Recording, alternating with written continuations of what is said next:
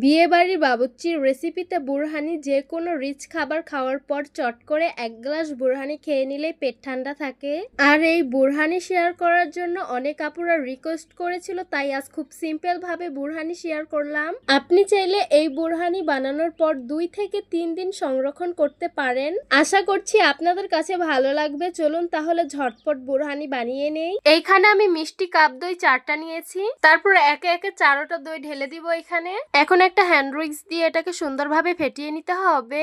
এখানে আমি মিষ্টি দই নিয়েছি, সেই ক্ষেত্রে এখানে আমার বেশি করে লেবু দিতে হবে। টক দই কিন্তু 1 চামচ লেবুর রস দিলেই কিন্তু হয়ে যাবে।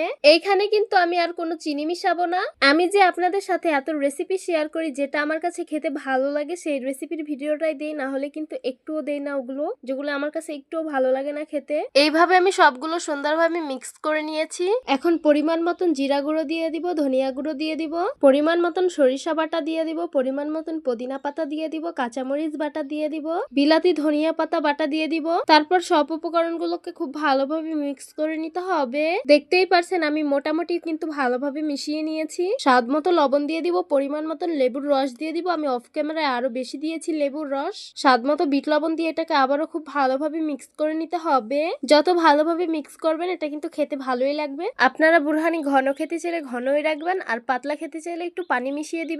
আমি সামান্য পাতলা খাবো তাই ঠান্ডা পানি মিশিয়ে দিয়েছি। তারপর আবারও এটাকে খুব ভালোভাবে মিক্স করে নিতে হবে।